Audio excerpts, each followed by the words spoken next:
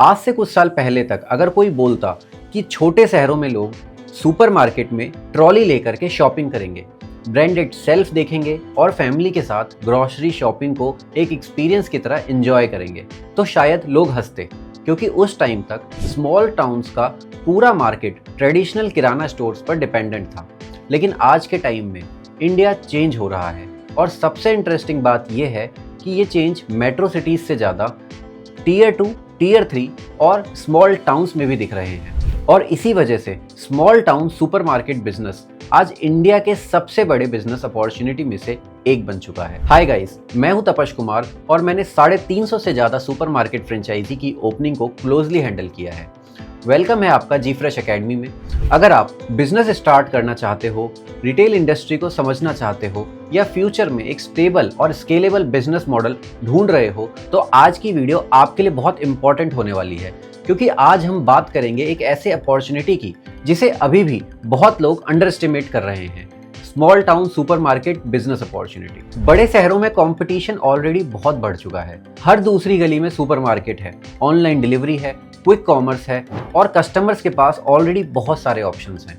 लेकिन इंडिया की असली मार्केट कहाँ है? स्मॉल टाउन्स में। वही जगह जहाँ पॉपुलेशन तो बहुत है, परचेजिंग पावर रैपिडली बढ़ रही है, लेकिन ऑर्गेनाइज रिटेल अभी भी लिमिटेड है। और बिजनेस का गोल्डन रूल बहुत सिंपल है, जहाँ डिमांड बढ़ रही हो और सप्लाई लिमिटेड हो, वहीं सबसे बड़ी अपॉर्चुनिटी होती है। आज स्मॉल टाउन्स के कस्टमर भी वही एक्सपीरियंस चाहते हैं जो मेट्रो सिटीज़ में मिलता है।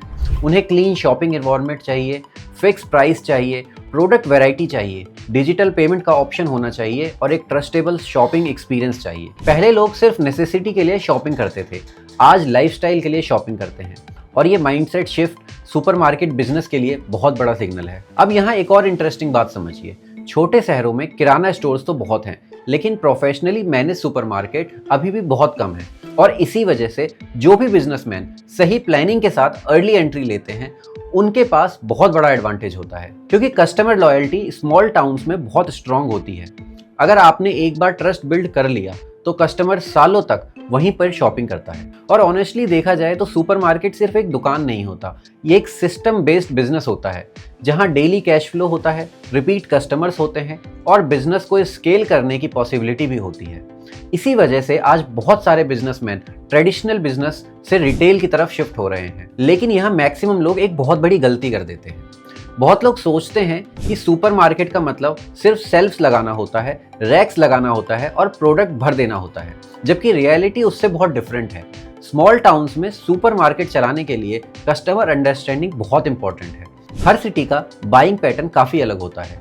किसी एरिया में डेयरी प्रोडक्ट्स ज़्यादा बिकते हैं, किसी में स्नैक्स, कहीं पे हाउस होल्ड आइटम्स ज़्यादा बिकते हैं। अगर बिजनेसमैन ने लोकल डिमांड को समझे बिना ही इन्वेंट्री को भर लिया तो स्टॉक सेल्फ पर पड़ा रहता है और कैश ब्लॉक होने लगता है। इसीलिए सक्सेसफुल सुपरमार्केट सिर्फ प्रोडक्ट्स नहीं बेचते, वो कस्टमर बिहेवियर को समझते हैं। वो देखते हैं कि एरिया का एवरेज फैमिली साइज क्या है, लोग मंथली शॉपिंग करते हैं या फिर डेली शॉपिंग करते हैं, उनकी स्पेंडिंग कैपेसिटी क्या है और उन्हें किस टाइप का शॉपिंग एक्सपीरियंस पसंद है।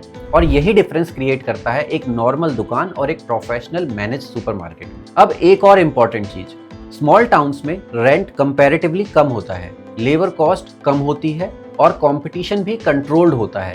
इसका डायरेक्टली इम्पैक्ट प्रॉफिटेबिलिटी पर पड़ता है।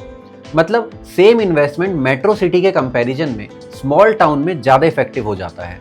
और अगर लोकेशन सही सिलेक्ट की गई हो तो सुपरमार्केट बहुत स्ट्रॉन्ग रिकरिंग बिजनेस बन सकता है। और आज सोशल मीडिया और इंटरनेट की वजह से स्मॉल टाउन कस्टमर भी हाईली अवेयर हो चुके हैं। वो भी ब्रांडेड प्रोडक्ट की डिमांड करते हैं, वो भी प्रॉपर बिलिंग और ऑफर को एक्सपेक्ट करते हैं। मतलब कस्टमर एक्सपेक्टेशन ऑलरेडी मॉडर्न हो चुकी है, बस ऑर्गेनाइज रिटेल की अवेलेबिलिटी अभी भी बहुत जगह पर लिमिटेड है। और वही गैप एक स्मार्ट बिजनेसमैन के लिए अपॉर्चुनिटी बन जाता है। लेकिन एक रियलिटी का जानना आपके लिए बहुत जरूरी है। बहुत से लोग सुपरमार्केट बिजनेस स्टार्ट तो कर देते हैं, लेकिन सिस्टम ना होने की वजह से वो स्ट्रगल करते हैं। इन्वेंट्री मैनेज नहीं हो पाती, स्टॉक कैलकुलेशन वीक होता है, मार्जिन भी समझ नहीं आता, स्टाफ हैंडलिंग प्रॉब्लम बन जाता है और धीरे धीरे बिजनेस प्रेशर क्रिएट होने लगता है। इसीलिए आज मार्केट में सिस्टम बेस्ड रिटेल मॉडल की इंपॉर्टेंस बहुत ज़्यादा बढ़ गई है, क्योंकि रिटेल बिजनेस इमोशन से नहीं, प्रोसेस से ग्रो होता है। अगर आप स्मॉल टाउन में सुपरमार्केट ओपन करना चाहते हैं तो सिर्फ इन्वेस्टमेंट सफिशिएंट नहीं है, proper planning, right product mix, location understanding, inventory control और बिजनेस सिस्टम इक्वली इंपॉर्टेंट हो जाता है।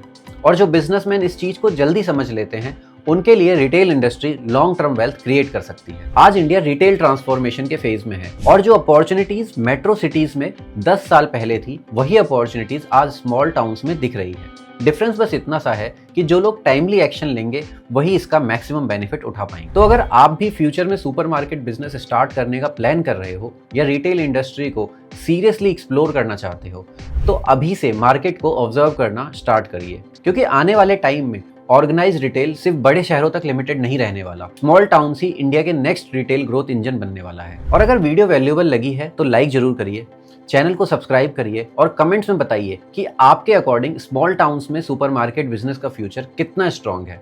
मिलते हैं नेक्स्ट वीडियो में।